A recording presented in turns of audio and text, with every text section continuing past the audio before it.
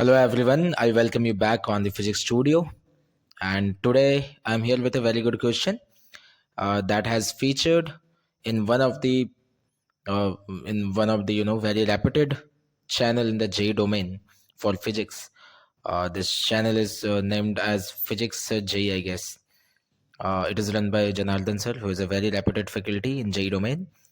And I think this question has been given by him to his students in order to avail some discounts on his courses. And okay, so I was just scrolling through my feed when I came across this, and I thought to give it a shot. So yeah, I did it, and now I'll be explaining that how to solve this question. Okay, so let's dig into it. And yes, ये हिंदी और English mixed video ही होगा. तो ठीक है. As you can see, there's the problem statement. You can go through it. It's a very simple one. Okay, मैं जल्दी से मैं आपको समझाता हूँ इसमें क्वेश्चन में क्या है. इट्स लाइक कि you have a solid cylinder over here जो कि यहाँ पे रोलिंग कर रही है विदाउट स्लिपिंग. और रोल करते करते ये जो सॉलिड सिलेंडर है ये यहाँ पहुँच जाती है और फिर इसे एक बैरियर मिलता है. ये आपको दिख रहा होगा. ये यहाँ पे एक बैरियर है. इस बैरियर से ये टकराती है और टकराने के बाद again it starts to roll, है ना, with no slipping. So this is what happens. पहले भी ये रोल कर रही थी, बैरियर से टकराने के बाद भी ये रोल ही कर रही है यहाँ पर बैरियर के ऊपर से. तो ऐसे केस में हमें ये बताना है ना. ये देखिए लिखा हुआ है, cylinder starts to roll over the barrier after hitting it without slipping. So basically we have to calculate the energy loss during the impact. तो ये जो इम्पैक्ट होगा, ये जो बैरियर से ये टकराएगा, तो उस चक्कर में कितनी एनर्जी का लॉस होगा ये हमें बताना है. Right.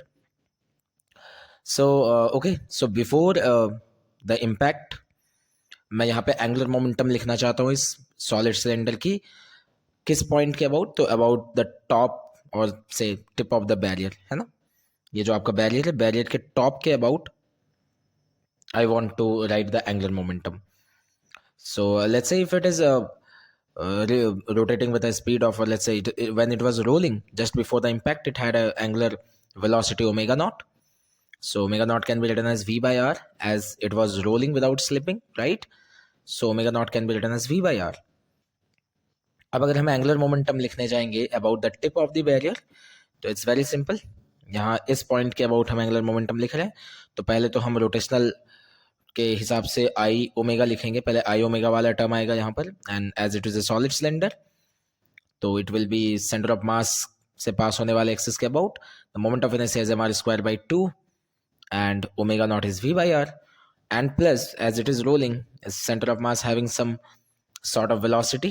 So for that we will be writing angular momentum of center of mass about this tip of barrier, जिसे हम लिख सकते हैं mass m into velocity v, and then the perpendicular distance between this point and the line of motion of center of mass is 2r by 3, so multiplied by 2r by 3. So this is the initial angular momentum about the tip of the barrier. Initial means just before the impact.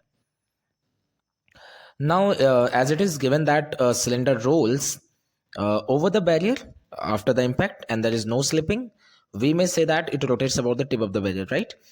क्योंकि आप clearly देखिए इसमें दिया हुआ है कि there is no slipping during the rolling process, है ना. आफ्टर हिटिंग द बैरियर कोई स्लिपिंग नहीं है. तो मैं कह सकता हूँ अगर कोई स्लिपिंग नहीं है तो आफ्टर हिटिंग इस पॉइंट के अबाउट ये रोल कर रहा है, क्योंकि यहाँ पे कोई भी स्लिपिंग नहीं है, राइट. कोई स्लिपिंग नहीं है, तो मैं कह सकता हूँ इस पॉइंट को अगर हम देख ले तो इस पॉइंट के अबाउट ये बॉडी आपको रोटेट करता हुआ दिखेगा, right, as there is no slipping. तो ओके, तो मैं मान लेता हूँ आफ्टर द इम्पैक्ट, है ना, टक्कर होने के बाद डेफिनेटली ओमेगा विल चेंज. पहले यहाँ पे हमने ओमेगा नॉट माना था which is v by R, but now it will change टक्कर की वजह से. तो लेट्स से अब ये ओमेगा हो चुका है. Okay, so now angular momentum about the tip of barrier. अब आप क्या लिखेंगे? तो ठीक है, जैसा कि दे रखा है कोई स्लिपिंग नहीं है, और अगर कोई स्लिपिंग नहीं है तो मतलब मैं मान सकता हूँ कि इस पॉइंट के अबाउट ये बॉडी रोटेट कर रही है. और अगर रोटेट कर रही है तो we can easily write I omega. सिर्फ रोटेटिंग है तो I can write I omega, right. तो इस पॉइंट के अबाउट मोमेंट ऑफ इनर्शिया कितना होगा? तो about centre of mass it will be mr square by 2, right. And then यहाँ से यहाँ पैरेलल एक्सिस थ्योरम लगाकर plus M R square and then into omega, right. तो ऐसे हम कर सकते हैं। नाउ इसके बाद now we can clearly see that torque about the tip is zero, right? इस टिप के अबाउट अगर आप टॉर्क देखेंगे तो जीरो होगा, क्योंकि यहाँ पे देखिएगा, यहाँ साइड में मैंने बना रखा है, नीचे की ओर एक mg फोर्स लग रहा होगा और यहाँ टिप के पास से नॉर्मल लग रहा होगा। तो नॉर्मल तो इस टिप से ही, मतलब अगर मैं टिप वाले पॉइंट को O मान लूँ तो नॉर्मल फोर्स का लाइन ऑफ एक्शन तो O से ही पास हो रहा है, उसका कोई टॉर्क आएगा नहीं। और अगर मैं mg की बात करूँ तो ये तो नॉन इम्पल्सिव है। और ये जो इम्पैक्ट वाली बात है, ये जो टक्कर होने की वजह से जो चेंजेस आएंगे, तो ये इम्पैक्ट जो है, ये जो टक्कर हिटिंग है, वो काफ़ी शॉर्ट ड्यूरेशन का इवेंट है। तो mg नॉन इम्पल्सिव है, वो कोई इम्पल्स जनरेट कर नहीं पाएगा, राइट। तो यहाँ पे जो कंसिडरेबल टॉर्क होना चाहिए वो नहीं आ पाएगा, क्योंकि नॉर्मल जो कि इम्पल्सिव होगा वो O से ही पास कर रहा है, तो उसकी वजह से कोई टॉर्क आएगी नहीं। And mg is non impulsive, तो उसकी वजह से भी कोई कंसिडरेबल टॉर्क आएगा नहीं। और अगर ऐसा है तो we can use the conservation of angular momentum. तो इस पॉइंट के अबाउट, इस O पॉइंट के अबाउट मैं इनिशियल और फाइनल एंगुलर मोमेंटम को इक्वेट कर सकता हूँ, right.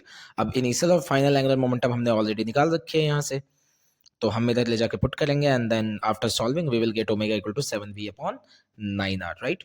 Just to save the time मैंने पहले से कैलकुलेशन वगैरह करके रखा हुआ है। Alright, okay, so coming to the next thing. अब यहाँ से ओमेगा क्यों निकाला हमने?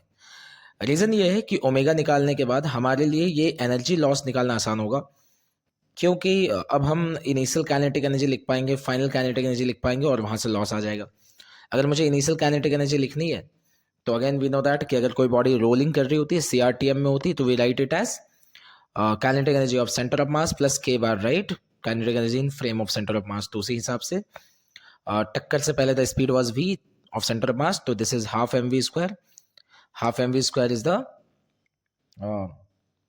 Kinetic energy of centre of mass, and then ये टर्म आ गया आपका, right, half I omega square वाला term as seen from the centre of mass, right. मतलब in frame of centre of mass जो काइनेटिक एनर्जी होती है, that is half mr square by 2 into v/r का square. So from here you will be getting 3/4 mv square, right? Now in order to write final kinetic energy as final condition, matlab just after the hitting, it is uh, performing rotational motion about this point, pure rotation. And if it is performing pure rotation about this motion, about this point, then writing its kinetic energy would be very easy, right? Because we can directly write it as half I omega square. So half I about that point, as we have already calculated by parallel axis theorem, and omega, final omega, has also been calculated as 7v/9r.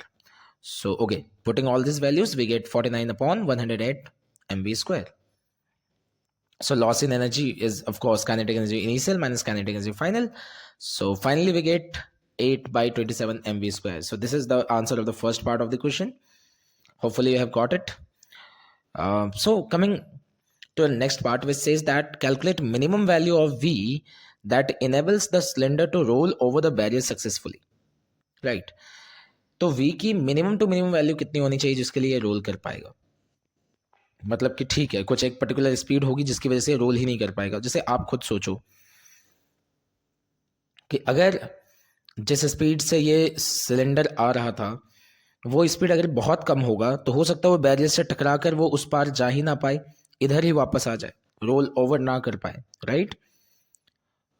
तो वही आपको minimum velocity बताती है कि कम से कम कितनी velocity दे ताकि ये रोल करके नेक्स्ट दूसरे साइड में चली जाए, राइट। That's all.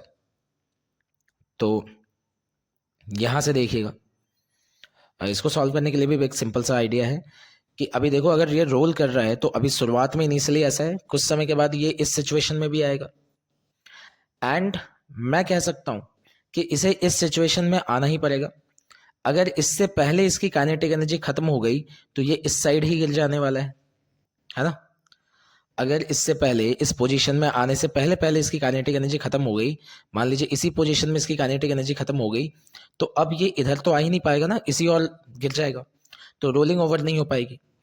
तो मतलब इसकी वेलोसिटी एटलीस्ट इतनी तो होनी चाहिए कि काइनेटिक एनर्जी जीरो होते होते भी ये कम से कम इस पोजीशन में आ जाए, क्योंकि इस पोजीशन में आ गया तो फिर इसको इस साइड जाना ही जाना है, तो यहाँ से आपको दिख रहा होगा, अगर इस बैरियर का हाइट इज r/3 है, तो जो आपके सेंटर ऑफ मास का वर्टिकल डिस्प्लेसमेंट होगा वो भी r/3 हो जाएगा, राइट।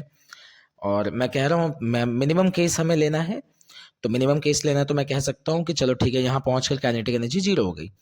अच्छा अच्छा पॉसिबल केस तो ये होगा कि अच्छे केसेस तो वो होंगे कि यहाँ पहुंचकर भी बॉडी की काइनेटिक एनर्जी जीरो नहीं हुई है, but as we have to calculate the minimum velocity, तो मैं क्या कह रहा हूँ कि चलो काइनेटिक एनर्जी जीरो हुई भी तो कहाँ, सेंटर ऑफ मास यहाँ तक पहुंच गया, ताकि अब मुझे पता है यहाँ तक पहुंच गया, तो अब काइनेटिक एनर्जी खत्म भी होगी तो कोई बात नहीं, ये इधर तो रोल कर जाएगा। तो for that, in order to roll over the barrier, the center of mass must raised up to this position as shown in the figure. So for finding V minimum, kinetic energy at this position will be taken as zero, as I have already explained, right? So applying conservation of energy, देख सकते हैं आप, it was 3/4 mv² शुरुआत में, जिसमें से इतना loss हो गया, राइट। तो 3 mv² में इतना तो लॉस हो गया, एंड रेस्ट पोजीशन पे एज यू कैन सी मैंने कहा मिनिमम निकालने के लिए इस वाले पोजीशन पे काइनेटिक एनर्जी जीरो भी हो जाए तो कोई दिक्कत नहीं है। तो ये हो गया आपका काइनेटिक एनर्जी आफ्टर इम्पैक्ट, और ये हो गया kinetic energy at the rest position, right. तो मैं कह सकता हूँ this is a change in kinetic energy, और यही चेंज इन काइनेटिक एनर्जी बना होगा change in potential energy, right. Loss in kinetic energy is equal to increase in potential energy. So that's what I have done here over here. mgr/3 as this vertical displacement is r/3. तो यहाँ से फिर हम calculate कर सकते हैं, and we will finally be getting v equal to 6/7 √gr like that. तो ये इसके दो पार्ट हो गए, and third part and fourth part भी यहाँ सॉल्व किया हुआ है, बट वीडियो को मैंने शॉर्ट रखने की कोशिश करी है, that's why third and fourth part मैं नेक्स्ट पार्ट में कर दूंगा। हालांकि अगर इफ़ यू वांट तो मैं ये पूरा PDF आपको अभी के अभी कहीं ना कहीं अपलोड करके लिंक शेयर कर दूंगा। Alright, so okay, thank you so much.